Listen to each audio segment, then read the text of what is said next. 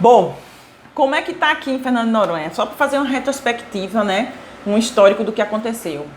A partir do momento que houve uma organização por via do governo do estado e governo federal, as primeiras decisões tomadas em Noronha foi pelo fechamento do Parque Nacional, né, do acesso às dependências do Parque Nacional, a suspensão das atividades, né, dos servidores federais que trabalham diretamente com o parque, dentro do Parque Nacional, e com isso afetou sim a questão do turismo local. Depois veio a determinação de que até o dia 20 de março os visitantes teriam que ser retirados de Fernando de Noronha, dado a questão do plano de contingência do Covid-19 para o estado de Pernambuco. E aí começou a ter diversos voos extras para a retirada dos visitantes. Logo em seguida, dentro do decreto assinado pelo governador, quem deveria ser removido eram as pessoas que estavam a serviço aqui por empresas. E também no decreto vinha falando a questão de quem não atende o decreto que está ligado à questão migratória de Fernando de Noronha. Beleza? Bom, o que a gente consegue ver ainda hoje aqui em Fernando de Noronha? Bom, e as companhias aéreas mandou comunicado para todo mundo de que ia reduzir os seus voos para uma vez na semana, no caso das companhias, que é a Gol e a Azul, que dá esse suporte aéreo aqui em Fernando de Noronha. E aí a Azul cada uma mandou um comunicado, né? A Azul iria ficar dando suporte a apenas um voo que aconteceria aos sábados, e a Gol estaria dando suporte, né, aos voos que aconteceria todas as quartas-feiras, tá? Bom, hoje, 25 de março, antes de mais nada, segunda-feira deu-se início, né, à quarentena oficial do estado de Pernambuco, tá? Então hoje nós estamos no terceiro dia da quarentena. Hoje, 25 de março, o que é que acontece? A gente vê visitantes ainda perambulando por Fernando de Noronha, pouquíssimos mesmo, mas a gente sabe que ainda tem visitante, turista aqui em Fernando de Noronha. Ainda tem um grupo muito considerado de funcionários que estão por empresas querendo voltar para o continente, mas não conseguem, dado a diminuição de voos, tá?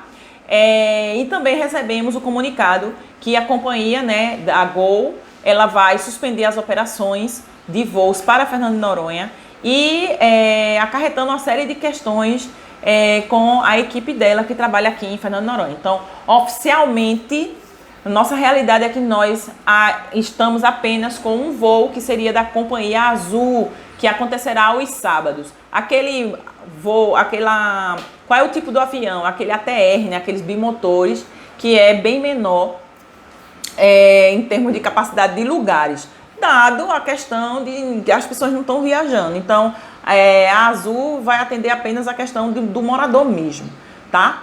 Mas o fato é que a gente ainda vê pessoas aqui na ilha que não são moradores, né, em Fernando de Noronha.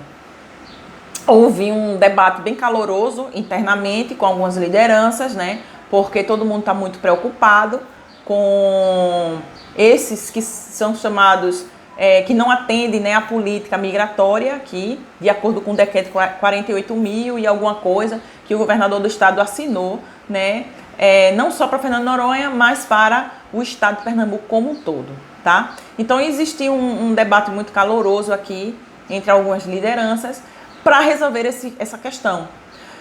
A gente também circulou comunicados de apoio de provimentos, né, cestas básicas, já prevendo aí alguma falta alimentar que por vir a acontecer, né, que possa acontecer aqui para a ilha está vazia.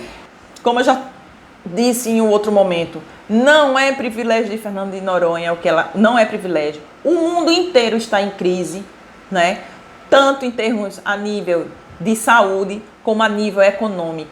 Isso não é algo especial para o Brasil, como nosso presidente da República falou, né? Não, que eu quero evitar o caos econômico. Isso não é privilégio. O caos já foi instalado. O caos já existe no mundo, tá? Não tenho ainda como prever, eu como cidadã comum, não tenho como prever o danos que isso vai causar economicamente falando, a escala mundial. O que a gente percebe nos especialistas em economia, os analistas, né, que a gente vai acompanhando no noticiário, é que o danos é muito grande, né? Em 22 é que a gente vai conseguir ver uma luz no fim do túnel.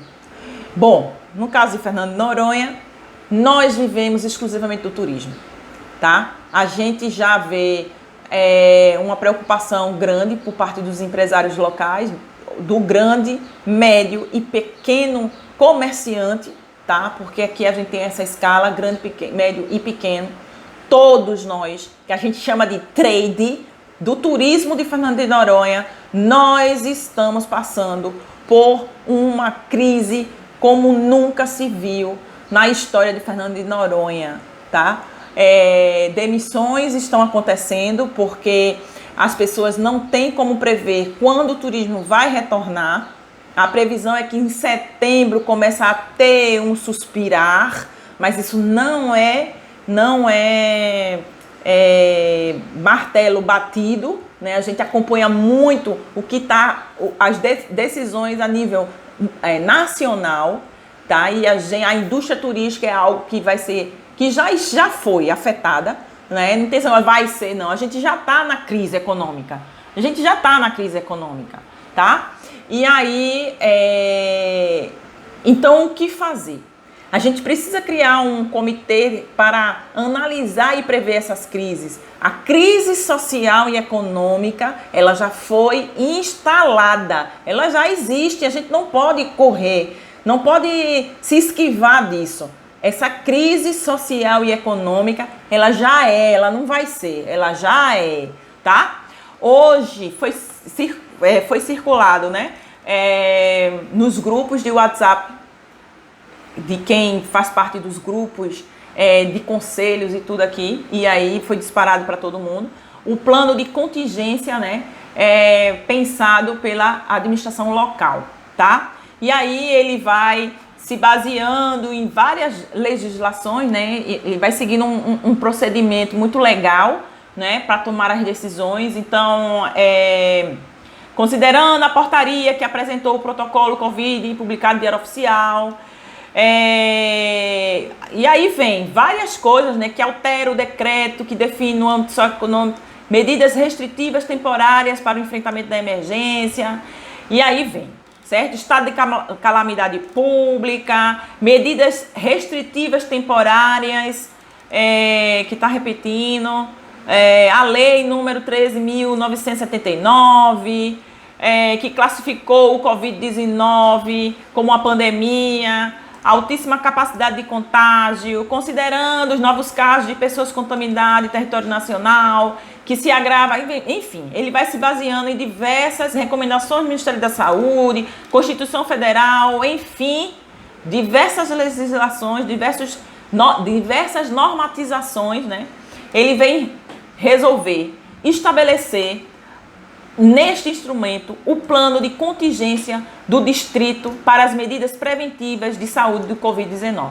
Ora, gente, nós estamos há uma semana, né, em que foi decretado que Pernambuco, quer dizer, foi decretado no Brasil que o contágio era comunitário. Esse plano de contingência foi emitido hoje, né, uma semana depois. Então, medidas preventivas. Requisitar criar espaço público de utilização diária na escola de referência do ensino médio, com o intuito de instalar 6 leitos com estrutura médica hospitalar, visando atender pacientes que porventura venham a ser demandadas pela equipe médica do Hospital São Lucas. Aquisição de materiais e equipamentos médicos hospitalares necessários para as possíveis demandas de pacientes. Contratação de profissionais para um hospital de campanha. E prioridade em salvo aéreo. Ora, gente, como é que eu vou manter um hospital de campanha na escola de referência em Fernando de Noronha se o nosso presidente, em pronunciamento nacional, mandou abrir as escolas? Eu não tenho o que falar, né? Então, assim,